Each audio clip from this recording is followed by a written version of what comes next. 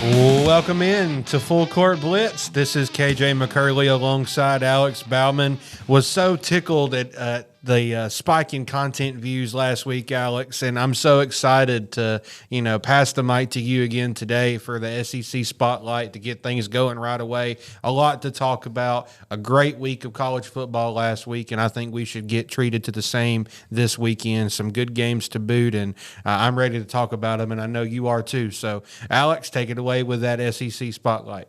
It's just crazy. We're already sitting here in week 4 of college football. It's flown by just these short 3 weeks going into the 4th one, and I'm sure it'll continue to fly by as we go through the college football season. I'm also looking forward to college basketball when we can start covering those games and talking about what happened, what's going to happen.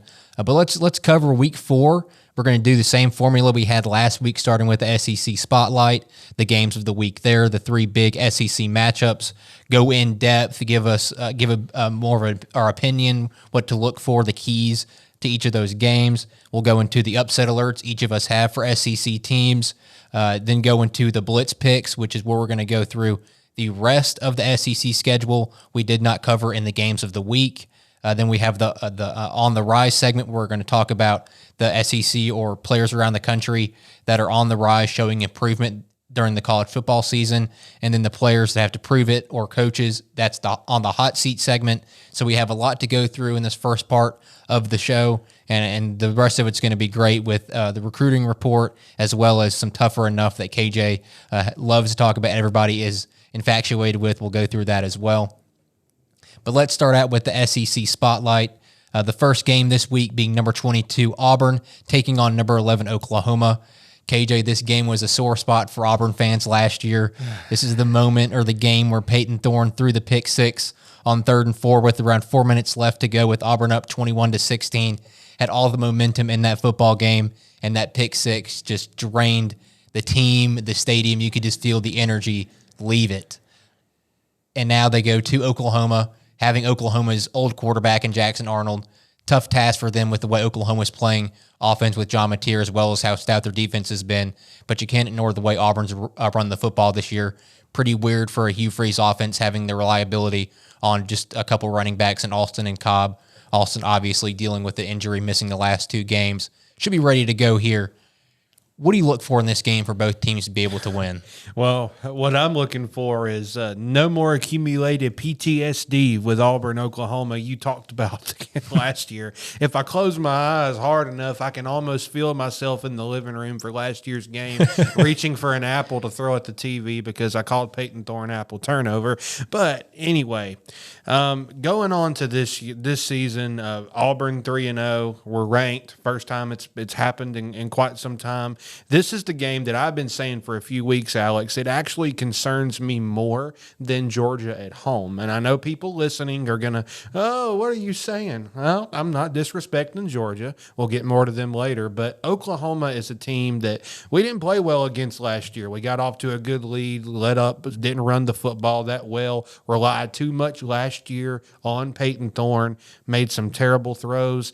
This is a game this year that, as you mentioned, with the landscape kind of changing. Coach Freeze really relying on the running game so far this year. And I don't know that that's been completely by design. I think it's been more of just we've been taking what the defense has given us. And I think we're trying to slowly introduce Jackson Arnold into pushing the football down the field. Now, it does scare me that we've really not had a lot of downfield passing attack yet.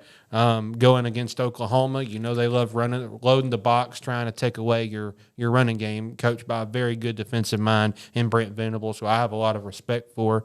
Alex, this game is going to be tough for Auburn. It's tough for me to pick against my team.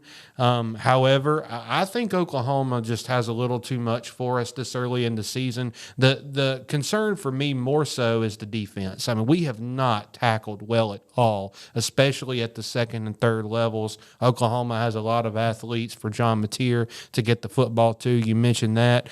I'm not looking forward to Saturday on the defensive side of the ball. I think this could potentially be a shootout. I don't know if we're going to get up and be able to move the ball as well, running the ball against the Sooners as we have. against other teams, but I think we can be balanced enough to keep us in that game until the third or fourth quarter. I think it'll be a close one, but I do think the Sooners have the edge. As much as it pains me to say, the keys for Auburn to come on top has to be running the football, controlling the line of scrimmage, minimizing mistakes, and we got to make them make a mistake.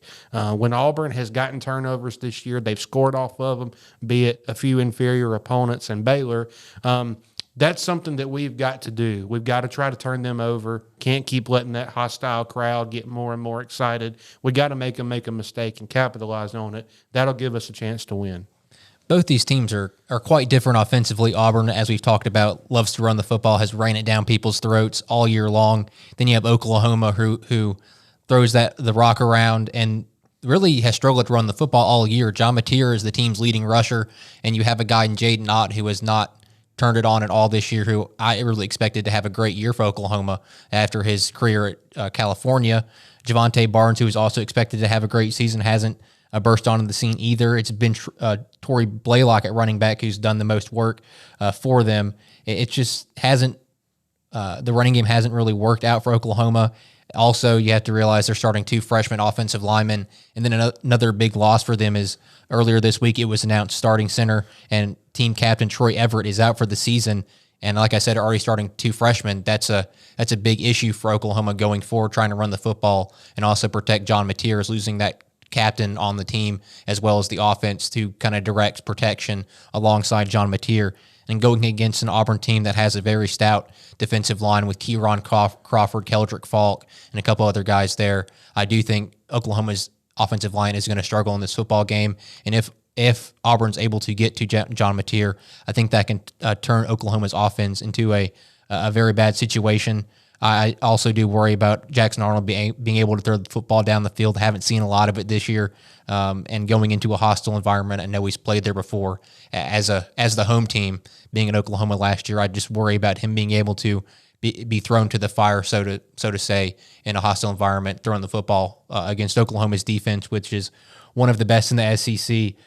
They're number 1 in passing defense, and then number 1 in only giving up 181 total yards per game. That's the first in the SEC. I just don't think Auburn has enough, or has proven to be enough on the offensive side of the football to be able to keep up with Oklahoma, who's going to really take away that running game and force Jackson Arnold to beat them with his arm. And I don't think he's going to be able to do that in this game, and John Mateer is going to be able to do that. If they take away his arm, they'll be able to lean on him in the running game, and I do think they have enough talent in the backfield to be able to help him out there. So I'll take Oklahoma just like you, KJ. Moving on to another spotlight game. Many people might not see it as that, but Tulane taking on number 13, Ole Miss. Tulane, they could be one of the dark horses to get that non-Power 4 bid to the college football playoff at the end of the year, having former BYU quarterback Jake Retzloff, after he had to come on as a walk-on to the program. That was a whole issue with him and what happened at BYU. Don't have enough time to get into that and what transpired there. But Ole Miss did struggle defensively last week against Taylon Green, using his legs and throwing the football around the field. Came down to a key turnover on Ole Miss's side of the football field with Arkansas driving down, fumble by the receiver Jalen Brown that helped Ole Miss win that football game. And you also had quarterback Austin Simmons for the Rebels down with an ankle injury. He did play sparingly due to some issues with Trinidad Chambliss, helmet coming off and whatnot. But Trinidad Chambliss, in my opinion, looked the best quarterback has looked for Ole Miss all season. Who do you have winning this football game between an American, Tulane, and then Ole Miss? Listen, I think Tulane is one of those teams that just love giving people upset bids. You mentioned how well they played against Kentucky earlier this year, and for all intents and purposes, up until a minute or so to go in that game, Tulane was in it. Tulane absolutely can control the line of scrimmage against inferior opponents. I think they can rush the passer. If they're able to put pressure on Austin Simmons, if Austin Simmons is healthy and gets the start, Austin Simmons has shown the ability of putting the ball to the other team as much as he's shown the ability of getting the ball to his own team. As many touchdowns and interceptions on the year for him. Taylon Green very good game against the Rebels last week, running the football. I think if Tulane does enough with their offense, they can stay in the game. However, I just don't know that they can stop Ole Miss's total dynamic package. Ole Miss is really kind of, I guess you could say, playing with fire. 2 weeks in a row, they've came kind of close to being knocked off. And I don't know. I think Ole Miss finds a way to get this game back in the win column for them. I think Austin Simmons, if he does get the start, should bounce back. But, man, you cannot count out Tulane in this game. As we said with several games last week with our upset picks, we'll get to those later. But, these non-power 5 teams like Tulane, like, Cincinnati of a few years ago, you can't count them out anymore. With NIL, there's a lot more level playing field, and I don't know. I just think Tulane can make this interesting, but I like Ole Miss in the game.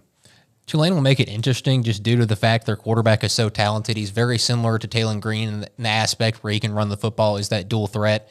Now, is he the same athlete that Taylon Green is? No. But he offers that dual threat ability to where if that pocket breaks down or if Tulane, John Summerall, wants to run the read option or a quarterback draw, he has the ability to make keep the Ole Miss defense honest, which is huge going against that Rebel defense. Last week we saw it get diced up with Taylon Green running the show, but you cannot get into a shootout. We saw it last week with Arkansas. They got into a shootout with Ole Miss, and then that one key mistake at the end of the football game cost them. And Ole Miss, Lane Kiffin feeds off the shootouts. He has the offense to keep up with that. And I just don't think Tulane has that offense to be able to keep up and score the 40, 50 points you might have to score to beat Ole Miss. I just don't see enough weapons offensively outside of Retzloff at quarterback to be able to put up those 40 and 50 points that Ole Miss might put up. So I'll take Ole Miss here. But like you said, KJ, if they're able to keep that Ole Miss offense at bay, whether it's Austin Simmons at quarterback or Trinidad Chambliss, and they're able to put up those 30, 40 points and hold Ole Miss to 20, 30, obviously they're going to be able to win the football game. But if it gets to a shootout, which I would expect it to be the way Tulane has played defense these past couple of weeks, which is where they played great against Darian Mensah at times against Duke last week, but they just haven't played the same style of defense they need to be able to play against an Ole Miss offense is going to sling the rock around the field and use Kejuan Lacey to just run it down your throat.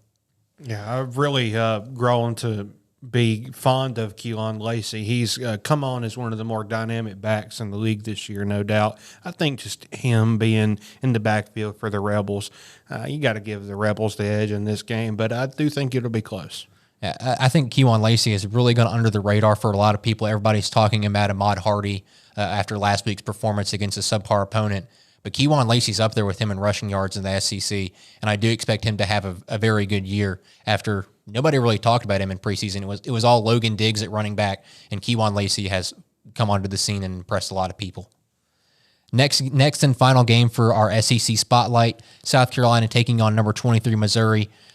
The Gamecocks looked awful last week. Granted, Lenora Sellers went down with a concussion early in that football game, ended up losing 31-7 to Vanderbilt, which was one of our upset picks from last week. I believe it was yours, KJ. I had picked Ole Miss and Arkansas. I picked Arkansas. We talked about how that went. But it was a rough showing for the South Carolina offense, as it has been all season, even with Lenora Sellers at quarterback. And Missouri, Ahmad Hardy, great game last week for them. Who do you think is going to win this football game? I don't know that it necessarily matters who gets the snap at quarterback. If Lenoris can get back into the game, of course he gives South Carolina a better chance. And no disrespect at all to Luke Doty, but you just look at what happened last week for South Carolina, and it just kind of, for lack of better words, it just kind of felt like some of their aspirations, for now at least, were a little humbled. You talk about that great preseason ranking, Lenora Sellers, even in the week 1 win versus Virginia Tech, or week 0, however you want to call it. Even in that game, had a very slow start throwing the football. Didn't really get in good rhythm until the second half. And now they're playing a team in Missouri who is another sneaky, tough game on the Auburn Tigers schedule that's kind of got me losing sleep in the back of my mind. Listen, Ahmad Hardy is as dynamic as they come. I know he had not a great defense to run against last week, I'll put it kindly. But Ahmad Hardy can play. He has the X factor. pressure. He can catch the ball out of the backfield. He can turn it upfield between the tackles. I really like what they can give overall behind him as well. They have good depth. They have good receiving production at Missouri, backing up Luther Burden, going to the Bears. I like this Missouri team this year, and I think they take care of business against South Carolina. I don't really know if it matters who gets the snap at quarterback, the first snap, but I think Missouri being at home is just too much. It's really felt like that Mike Shula and Lenora Sellers have really been asleep at the wheel offensively. It's been lackadaisical at times. They're 30% on third down, which is one of the worst in the country. As an SEC school with the talent you have, or what I was told you would have by South Carolina fans through our social media reels when I made the comment they were going to be one of the busts in this conference this season, and it looks like they are going to be the way they play offense. Rasul Faison, the running back they got from Utah State, who was an 1,000-yard rusher last year. I know he was kind of struggling with some eligibility issues and didn't get really into practice until later in the offseason. But through 3 games, 27 carries, 135 yards and a touchdown. His backup, Oscar Attaway, 22 carries, 86 yards and a touchdown. Not a lot of production there on top of Lenora Sellers, who also is kind of struggling in the rushing department. And then receiving weapons. Nick Harbor, we know he's going to be an uber-talented receiver, a freak athlete, 6'4", 6'5", runs a great 40 time. I believe it was a 4.2 or 4.3 40. 7 receptions to 165 yards and a touchdown. And outside of him, they don't have a 100-yard receiver thus far. The next closest guy is Donovan Murph with 5 receptions, 94 yards. The offense just hasn't looked great all year. Been bailed up by special teams and Vakari Swain, who's had 3 punt returns thus far in the first. He had those in the first 2 games of the season. I just am not in love with the offense. The defense, we know what they have there with Dylan Stewart off the edge, but they're also giving up 300 yards per game, which is 5th worst in the SEC. I don't think they have enough to stop Missouri, who, I'll be honest, it was not on my radar to start the season, but the way they're playing with Bo Perula at quarterback, who looks a lot better than Drew Aller does at Penn State, and the 2 running backs they have in Ahmad Hardy, who, as we've talked about, came onto the scene last week with 250 yards and 3 touchdowns, as well as his backup, Jamal Roberts, who has breakaway speed and is a breezer. Those 2 guys alongside Perula, and then you have the receiving weapons, Kevin Coleman Jr., Marquise Johnson, Brett Norfleet, who's a red zone matchup nightmare. This team just has so much offensively, and the defensively has also gone under the radar, in my opinion. Not a lot of people talking about that defense, but led by West Virginia transfer Josiah Trotter, who's a son of Jeremiah Trotter, if you know the NFL, super talented guy back in the day. And then you also have Jalen Catalon, who's been around the world and back in the SEC and at UNLV as well. And Damon Wilson, the Georgia transfer, leading the team with 3 sacks. The defense has looked outstanding, and I do expect Missouri to win this game. And I would not be surprised if we're sitting here at the end of the year that Missouri is in the college football playoff by the way they performed in the early parts of the season. Yeah, you talk about 62% on third down. I mean, that is smoking. When you can convert at 62%, it just gives your team all the chances to be in the game in the fourth quarter. Those are our 3 big-time games this week, KJ. Let's talk about the teams on upset alert this week. Who do you have on your upset alert in the SEC this weekend?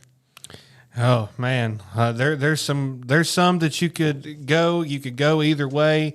But listen, for my upset alert, I'm gonna have to go. I'm kind of torn, Alex. I don't know. I really don't.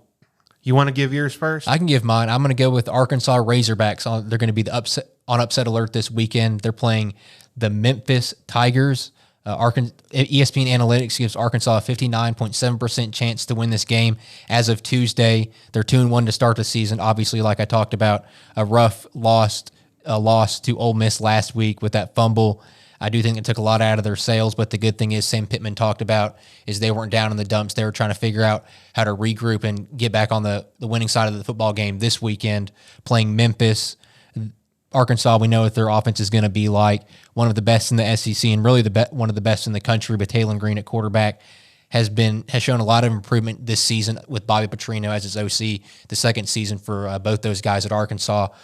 And I'm going to be honest with you, Taylon Green could have that Jaden Daniels type Heisman year where his team might not be in the college football playoff, might not be 10-2, 11-1. But if he continues to play the way he's playing, I don't think you can ignore him at the Heisman ceremony, because he's been putting his team on his back offensively and really willed this team to a couple victories and willed this team against Ole Miss until the very end when his receiver made a crucial mistake.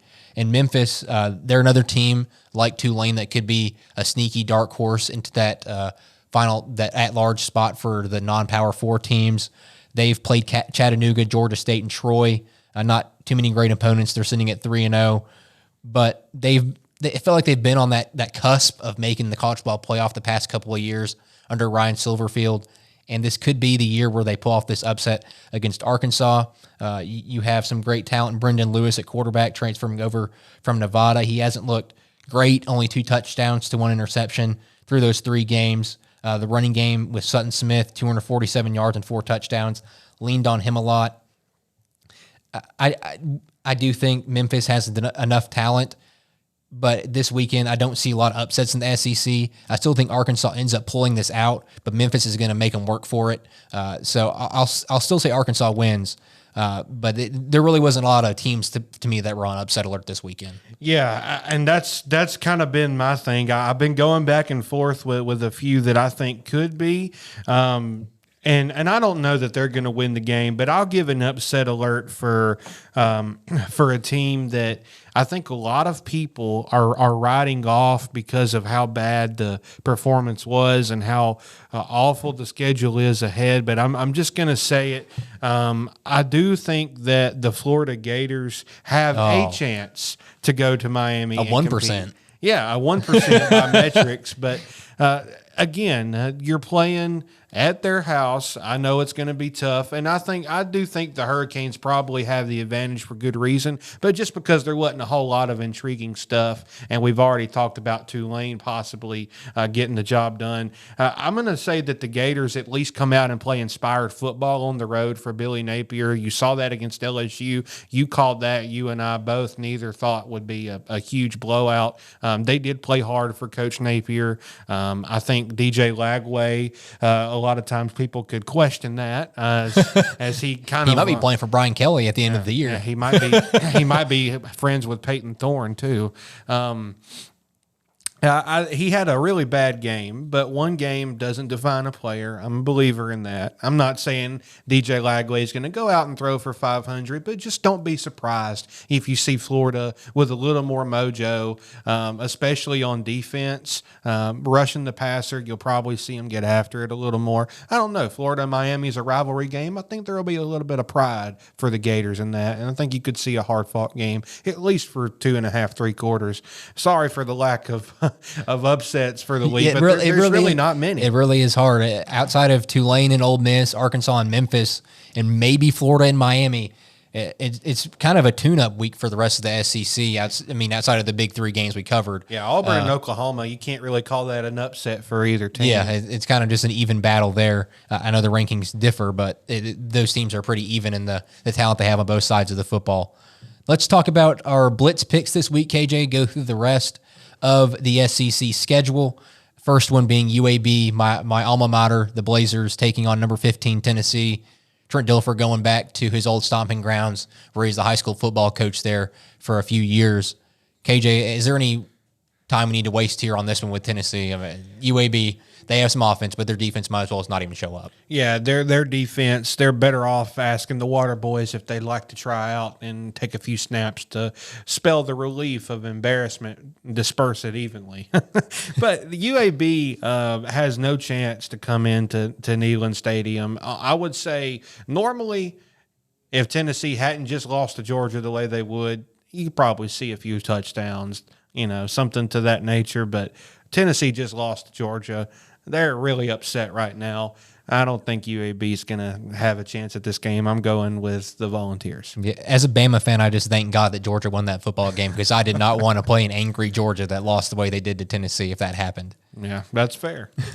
The next one, Arkansas-Memphis, I talked about that being an upset alert pick. Still had Arkansas winning it, but Memphis has a lot of talent. They're on that cusp. It feels like every season. KJ, do you have them pulling off the upset here? I like Arkansas in the game, but I do agree with your assessment of Memphis. I think Memphis is a very good football team, and we failed to mention Memphis with a hometown product in Kamor Harris, close to where we're actually recording this, was his stomping grounds in high school, playing defensive end for Memphis, and one of many athletes with great size on that defense. They're much improved on that side of the ball. They've always had running backs. You go back to Darrell Henderson from Memphis. How good was he in his college days? Pretty good. Yeah, absolutely a monster. I do think Memphis can move the football enough. I just like Arkansas. I think they have a little too many playmakers for Memphis, but I think that should be a very good game this week. A game last year that we might have picked a little bit differently, KJ. Northern Illinois taking on Mississippi State. Yeah. Northern Illinois put off the upset against Notre Dame last season. Not the same team this year, with some NIL and the players leaving to pursue those opportunities, and Mississippi State benefiting from players leaving those lower tier programs to come to the school and transfer from the program. They're coming off a win over Arizona State a couple weeks ago. Pretty big upset for them in program building win that we talked about last week. Do you think Northern Illinois has another upset in them this year? I don't think it's going to happen, not in Bulldog country. Listen, Mississippi State may have one of the more underrated wins of the year against Arizona State. I don't think people are talking about it enough. I know Mississippi State, in terms of landscape of the SEC, still may not stack up with some other teams, but the fact is this: they're faster on defense, they're well coached, they're angry, they're tired of Mississippi State being laughed at with the football team, not really characteristic for them. Mississippi State absolutely should be getting a little more credit. I could see them sitting at the end of the year with 7 to 8 wins, and I think Saturday will be one of them. A lot of people had Mississippi State kind of marked off on a lot of their SEC schedules as, oh, that's a win, similar to what Kentucky is right now, is that's a shoe-in win. And the way they played against Arizona State and the way they've looked all year, you just got to mark off that. It's not a shoe-in win anymore. They're going to come in and they're going to compete. I don't think Northern Illinois has enough. I'm taking the Bulldogs as well. Next one, KJ, you talked about it in your upset alert pick, Florida taking on number 4 Miami. Do you think Miami's just going to win this football game, or do you have Florida pulling off the upset? I think Miami wins. I know that I picked them my upset game, but I think this could be a game that Miami needs to be alert for the Gators on. You just mentioned a shoe-in with, speaking of Mississippi State, you can't consider Florida's offense bad just by that one game. I know it's been bad a few games. People who don't like Florida, just hear me out. DJ Lagway is still a young quarterback, and I'm going to be honest with you. The offensive line for Florida against South Florida was absolutely abysmal. I mean, they were getting manhandled with 3-man rushes. When you give up sacks to a 3-man rush, and you have 5 offensive linemen, somebody's missing a block, Mr. Baumann. Somebody's missing a block. And I don't think it's fair to just say DJ Lagway is bad. He has definitely got some improvement to do, and I think they've got to start making it more simple for him, getting the ball to the running back side of the backfield, probably a good safe call to get some yardage. And I think enough of that and enough of Florida capitalizing in the red zone, being aggressive on defense, not sitting back in zone against Carson Beck, but blitzing Carson Beck, making him make decisions. He has shown the one flaw in his game over his collegiate career is when you make him throw on the tight windows under pressure, sometimes he floats one the other way. And I think if they do that and they can get 1 or 2 of those, it could be a close game, but I still like Miami's offense. I like Miami with all of that they've added in the transfer portal, especially on defense. I think they have enough to win the game, but don't sleep on Florida. Well, if Florida can't block against USF's 3-man rush, good luck blocking Ruben Bain Jr. and Akeem Mesidor off the edge for Miami. They're just going to eat Florida's offensive line for lunch. And then Carson Beck, I've been an avid Carson Beck hater since his time at Georgia, not only because he was a Georgia player, but just how poorly he played last season. But I can't ignore the way he started this season, playing against Notre Dame and a couple subpar opponents. I think Carson Beck and the offense, and then as well as the Miami defense, are just too much for Florida to keep up in this game. And Billy Napier's seat's only going to get hotter and hotter as we go further into the season. It might get too hot for him to sit on, and you might have to go somewhere else. Another game that was an upset last year, Georgia State actually did beat Vanderbilt, but this year they're back playing Vanderbilt again at Vanderbilt's home stadium, Georgia State and Vanderbilt. KJ, do you have Georgia State pulling off the upset again? I'm going to say something, and I don't know if this is possible, but I wonder if Vanderbilt's defense, what they're going to do the night before, because I don't think they're going to be losing any sleep over the guy taking snaps. I knew where you were going with this. And I'm just going to say it, TJ Finley, former Auburn quarterback, has played for almost as many teams as he has fingers, though. I mean, if we're being honest, he loves that transfer portal. LSU, Auburn, Texas State, Western Kentucky, Tulane, Georgia State. That's 6 teams, KJ. Well, that's a hand and a finger of another hand. TJ Finley and Georgia State have no chance to come into Vanderbilt. Vanderbilt, I've said it before last week, I don't think you can sleep on Diego Pavia. You can be mad that he got the extra year, or you can go out and play defense against him and Eli Stowers. And Vanderbilt has just made people eat their words about them with those two back in the saddle again. They're a two-man wrecking crew. And on defense, you can ignore what they've done at times. Some point totals, not great, but they are very good at stopping the short runs. I like Vanderbilt in this game. I think they're all over Georgia State. TJ Finley will get a rude welcome back to the SEC. I know they have a lot of similar players that they had last season when they lost to Georgia State. Diego Pavia was at quarterback. Eli Stowers was at tight end, but it's not the same Vanderbilt team in the sense where the mentality is different and everything around the program, the expectations are different. So I don't think this game is going to be even remotely close. It's not going to be a 36-32 game like it was last year. Vanderbilt's going to blow the doors off of them. They're back, they're ready, and they're hungry to compete in the SEC. 2 more games here, KJ. Should be really some shoe-in wins for both these programs. Southeastern Louisiana takes on number 3 LSU, and Sam Houston State taking on number 8 Texas.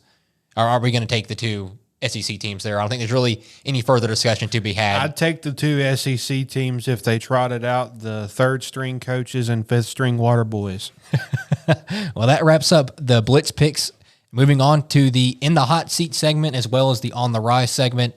The In the Hot Seat, like I talked about at the beginning of the show, is every week we're going to talk about which player, team, and or coach has the most to prove going into the weekend. KJ, who is your coach, player, team on the hot seat this weekend?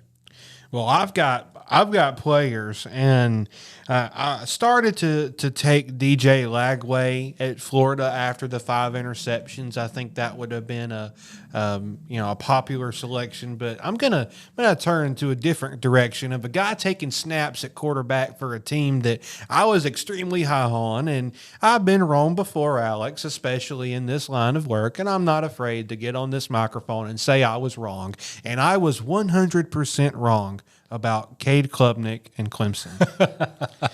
And one of many. And I don't know if he was listening to me and just decided that I jinxed him. I don't know what the case is, but it looks like a different Cade Klubnik. I mean, he's forcing passes, as many touchdowns and interceptions, not even at 60% throwing the football right now.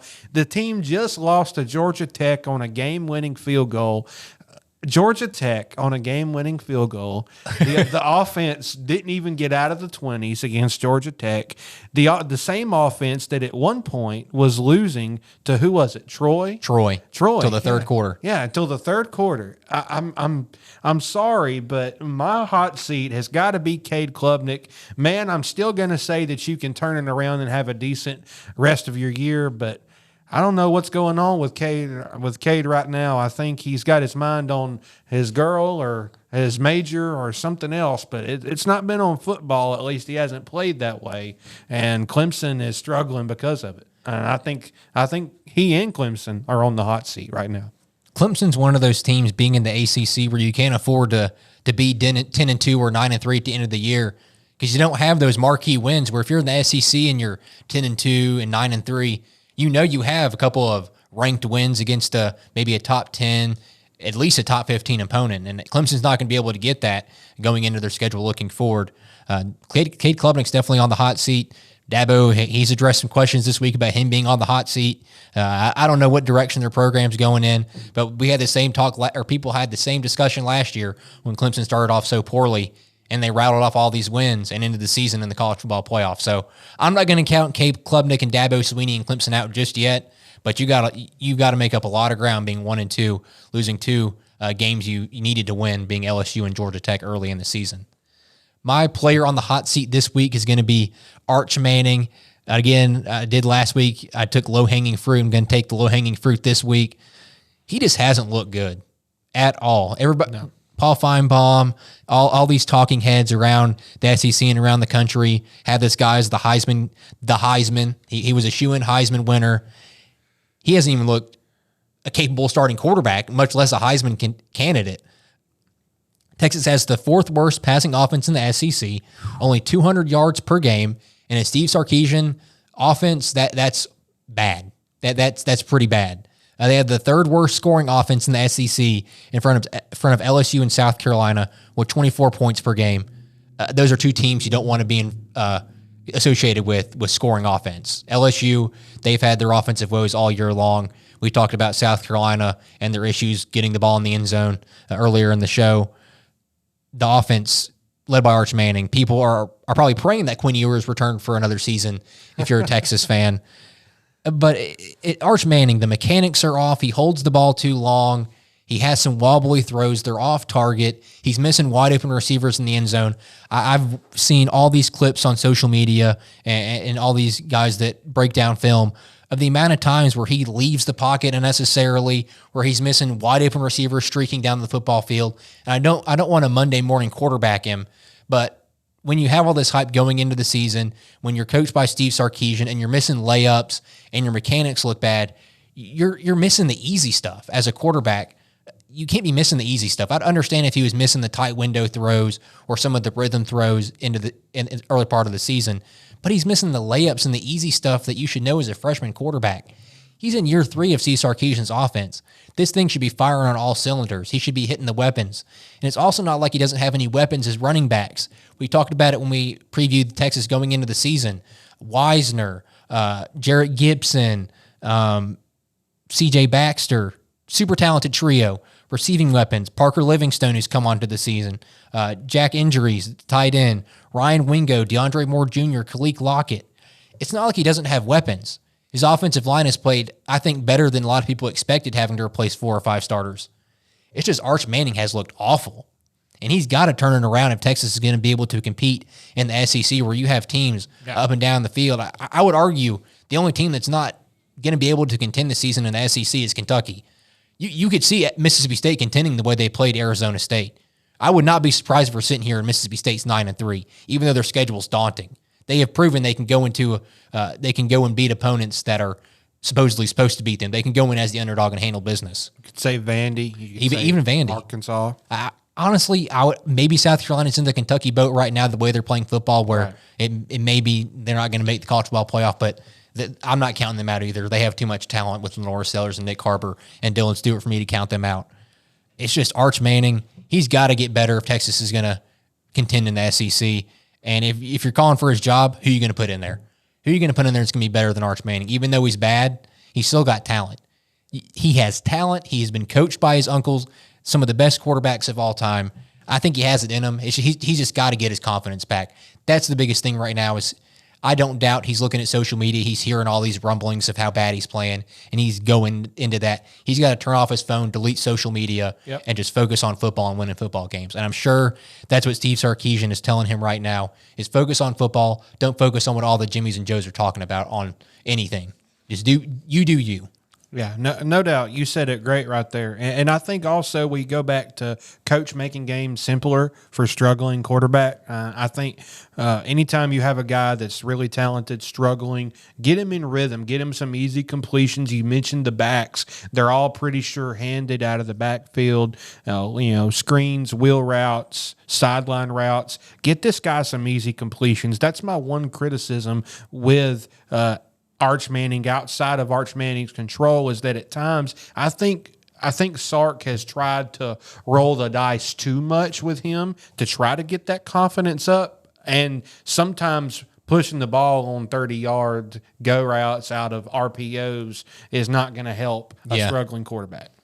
This weekend has got to be the time where Arch Manning figures it out. Playing Sam Houston State should blow the doors off them. Then after this weekend, you're at Florida.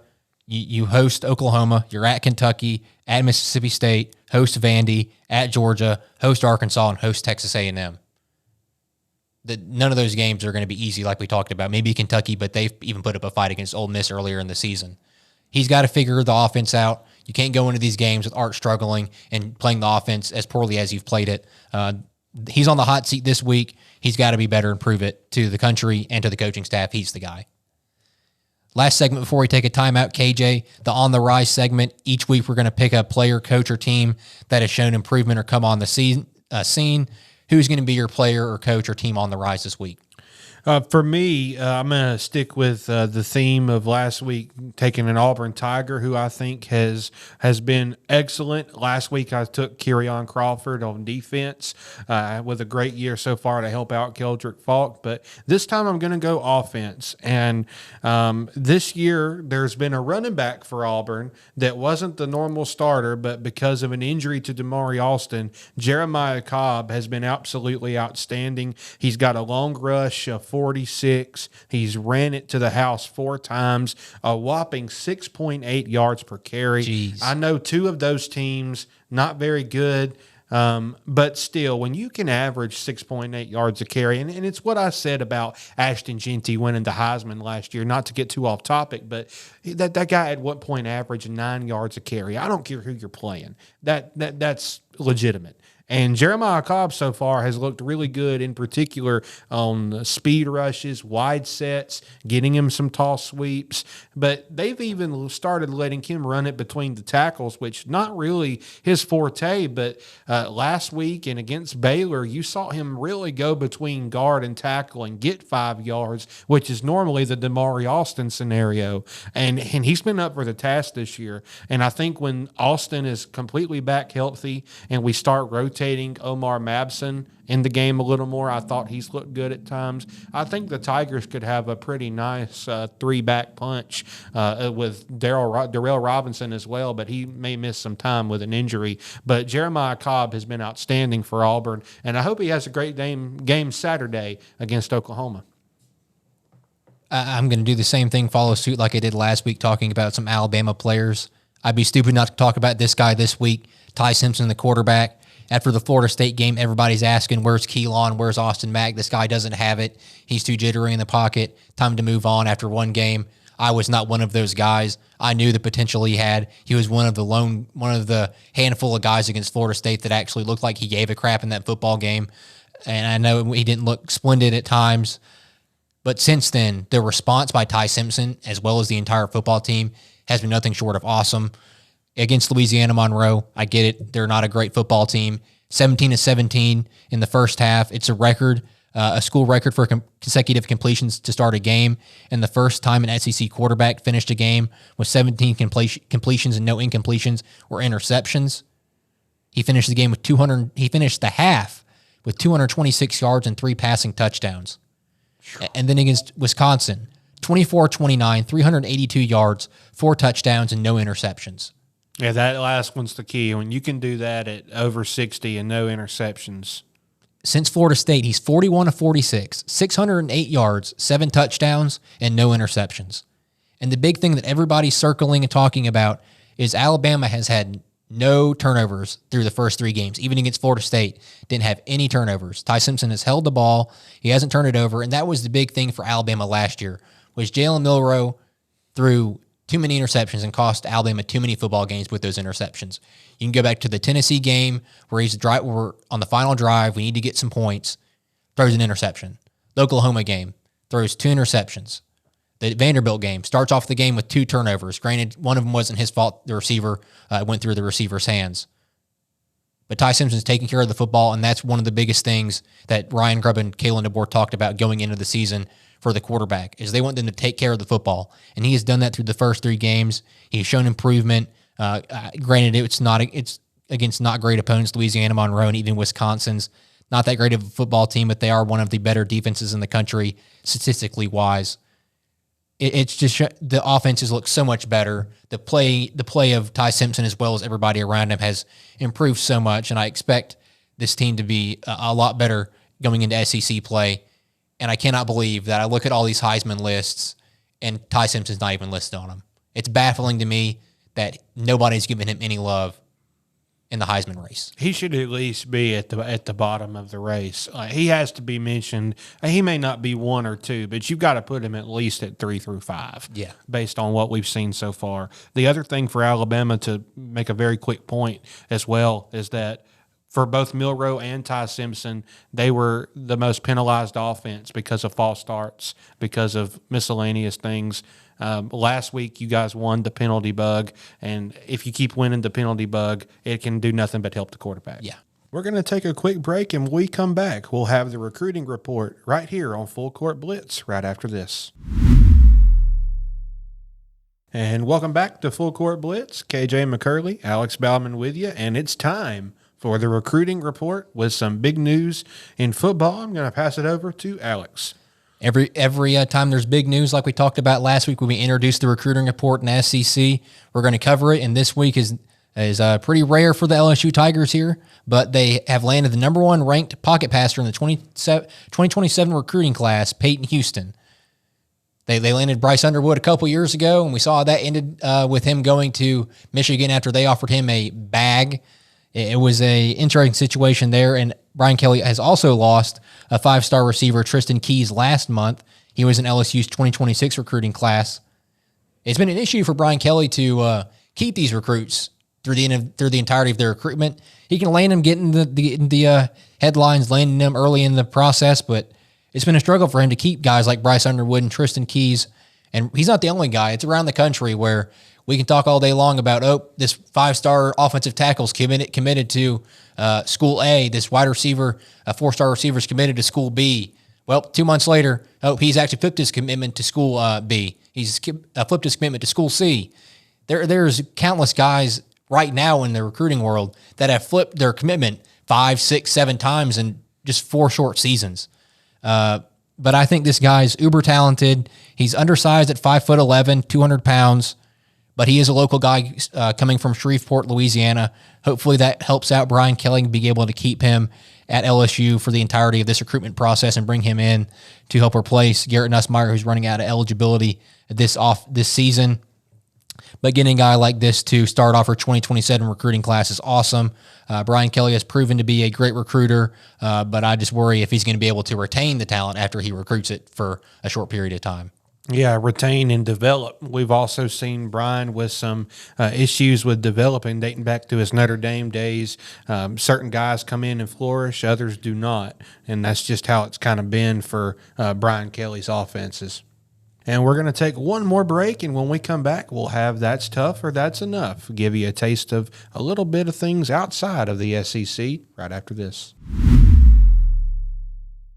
And welcome back to Full Court Blitz. KJ McCurley, Alex Baumann with you. It's time for that part in our show. That's tough or that's enough. We give you a few trending topics, and we fire away with our thoughts on them. Alex, are you ready? I'm ready. All right. So first things first, we have a few coaches let go after 0-3 starts. UCLA fires head coach Deshaun Foster, and Virginia Tech parted ways with head football coach Brent Pry. Both were out to 0-3 starts. Foster was a very inexpensive coaching hire. He only made $3 million a year, but after an 0-3 start, UCLA was also outscored 108-43. My gosh. Awful. When I read that almost dropped my jaw. But Nico. Yeah, and we'll get to that part of it too. 2 days after the Bruins were blown out by New Mexico at a mostly empty Rose Bowl, that's when UCLA parted ways with Foster. And I'm going to tell you, he probably should have got a suitcase big enough and took Nico with him. I am not a Nico fan. I wasn't when he was at Tennessee. And honestly, he probably should have stayed at Tennessee. I know Volunteer fans are saying no, but for Nico, you say that you're worth more. You tell Tennessee that's not enough. and pass up playing in an SEC offense tailor-made around your running abilities, and then you go to UCLA, who has limited to no abilities outside of you, and a rebuild situation, and you absolutely have not been good at all. Getting back to Foster, I think this is tough for UCLA all around, but I think they made a good decision in letting go of Coach Foster. It's tough for UCLA. That program is a dumpster fire. That's saying it nicely. Not only was Foster one of the most underpaid head coaches in terms of salary in the country, the program is in the red. They have an over $50 million deficit for the athletic department, and they're also paying $10 million for 3 years to California after UCLA decided to leave for the Big Ten.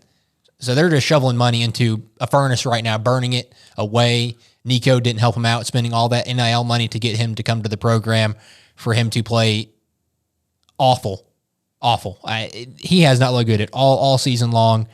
Tennessee fans are thanking him for leaving after them getting Joey Aguilar from the trade. Aguilar looked pretty good against Georgia last week.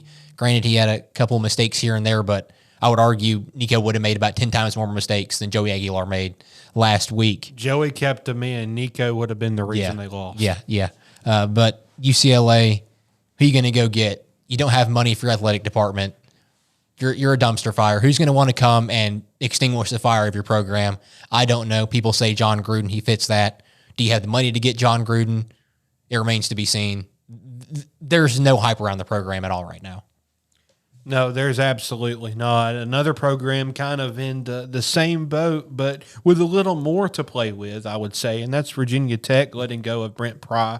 We talked about Pry last week, was actually one of our most responsive videos, so thank you guys for that. The Christmas cards will not be sent by the Pry family, especially now that he doesn't work for them anymore, to Virginia Tech. Virginia Tech not off to a great start this year, did have a few juggernauts to start the year.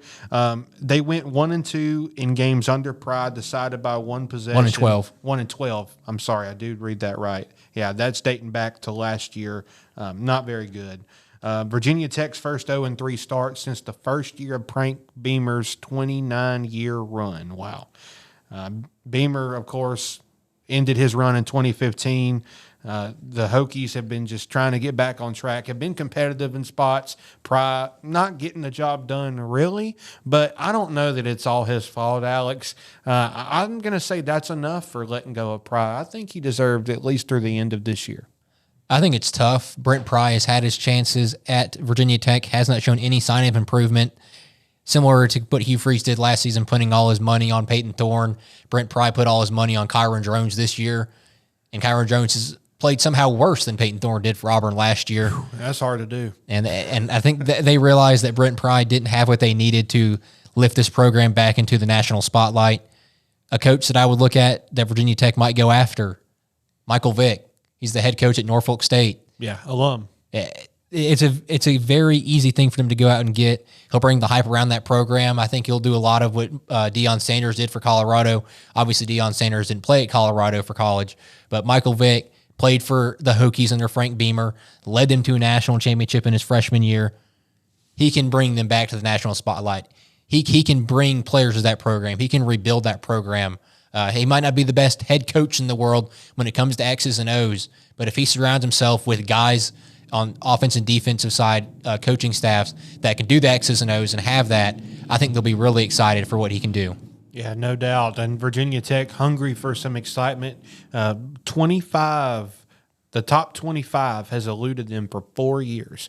Moving on to our next point, the Cincinnati Bengals quarterback Joe Burrow, the star from LSU, will undergo toe surgery. Zach Taylor said on Monday it could sideline him for a minimum of 3 months. Alex, I know we both have several things to say on this, so I'll try to keep mine brief. With Burrow out for the majority of the season, they're going to turn to Jake Browning, and Browning may not be the worst backup quarterback bet. I mean, he can move the football, but this is such enough from the Bengals, and it's enough from small market teams refusing to invest in non-skill players in general. Me and you talked about this offset going back to the Carolina Panthers with Cam Newton, and still now with Bryce Young, you've seen that protection fall apart and him being consistently hit. Joe Burrow was consistently not just hit, but to kind of reminded me of Cam's tenure with Carolina. And yeah, he sought out a little contact, but a lot of blindside pocket hits because the tackles and guards were very, very bad. And that's what you have in Cincinnati. They've tied all of their money into Jamar Chase. No disrespect to him, obviously worth it. But then on the flip side, they have guys making 10 to 15 more than guys with similar stats, million more than guys with similar stats on the defensive side of the football. They have not invested their money well, and they don't have enough to go out and sign a big-name offensive lineman. You're going to have to go get this man some help in the draft before you kill your star quarterback and who I think is a top 5 face of the league as a quarterback position. I'm high on Joe Burrow, and I'm very, very upset at what happened to him. I think this is enough of the Bengals. It's enough for the Bengals. I'd have to agree with you, KJ. I knew Joe Burrow was screwed when the Bengals drafted Jamar Chase over Penei Sewell. And it's nothing against Jamar Chase because he's one of the best, if not the best receiver in the NFL right now. But you have Penei Sewell sitting right there, a franchise cornerstone offensive tackle. Those only come around once in a while. The Bengals are only going to be in that situation to draft that high to get a Penei Sewell type talent, really that one time, and they didn't do it. They got Jamar Chase. And I would argue getting Jamar Chase was not the smartest thing. You can go get a receiver who's not going to be Jamar Chase talent level, but he'll be okay. He'll be serviceable for a guy like Joe Burrow. Joe Burrow is one of those handful of quarterbacks in the NFL right now. Josh Allen, Lamar Jackson, Patrick Mahomes. They don't need a Jamar Chase, a Justin Jefferson, an A.J. Brown, Amon-Ra St. Brown to be good. Josh Allen's best receiver right now is either Keon Coleman or Khalil Shakir. Those guys aren't top 15 receivers in the NFL. Yeah. Patrick Mahomes, Rashee Rice, and Xavier Worthy. Rashee Rice could be up there as a top 15 receiver in the NFL. Xavier Worthy has that type of talent. Patrick Mahomes has Travis Kelce. I get it. But right now he's playing games with Hollywood Brown and Juju Smith-Schuster and an old Travis Kelce as his best weapons. Lamar Jackson, Zay Flowers, and a retirement home DeAndre Hopkins and Mark Andrews, who might as well have his hands in his pants the entire game, are his best weapons. And Joe Burrow could easily be serviceable with T. Higgins and a couple other guys and be fine. But they decided, you know what, let's get Jamar Chase because he's a once-in-a-generation type receiver instead of getting a once-in-a-generation offensive tackle to help protect their quarterback. That doomed them for the rest of really Joe Burrow's time right up to this point.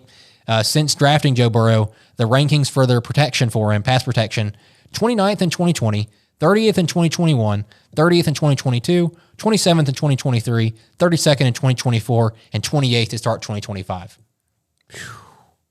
Might as well just run out some water boys at that point. I feel bad for Joe Burrow. It's enough for the Bengals. They have to figure out the offensive line issues if they're ever going to be able to get back to the Super Bowl. Yeah, I couldn't agree more. Cincinnati, you got to understand, you need guys at the level to make plays down the field, but if you don't have guys to protect the guy that gets the ball down the field, he'll never get the ball down the field. I mean, that's kind of a common sense. Just think about the Super Bowl. Jamar Chase is wide open down the football field. Can't get it to him. Can't get it to him because Joe Burrow's in the backfield getting laid into by Aaron Donald. Running for his life like Forrest ran for Jenny. I'm telling you. It was really bad at times for Joe. I hate to see him go. Wish him a speedy recovery. Last segment, President Donald Trump slammed the NFL's new kickoff rule on Monday, calling it sissy football. We won't go into his full quote, but to give you some context, the NFL changed the kickoff rules in recent years in an attempt to aid player safety and avoid the brutal head-on collisions that can lead to injuries. The league instilled a new setup with the kicker lining up from his team's 35 and the rest of the coverage unit on the opposing team's 40-yard line. Alex, do we like this rule? Is it too much? Is it enough? Or is it tough for the brand of football in the NFL? I think it's tough. I like the rule. I like the setup. It's allowed more kick returns. It invites them much more than the last setup did. There was a lot of times people just let it go out of the end zone. I'm a big fan of the rule change. I know Donald Trump's not, but it's the stats back up that it's better for the NFL, not only in player safety, but getting people to run the football out of the end zone. Yeah, and he's probably preaching from that old school football mentality. He's probably used to seeing 13-9 every week in football. Not the case anymore. Well, we've reached the end of our show. We appreciate you for tagging along with us. It's been a lot of fun. This is KJ McCurley, Alex Baumann signing off. Join us next time for Full Court Blitz. See you guys.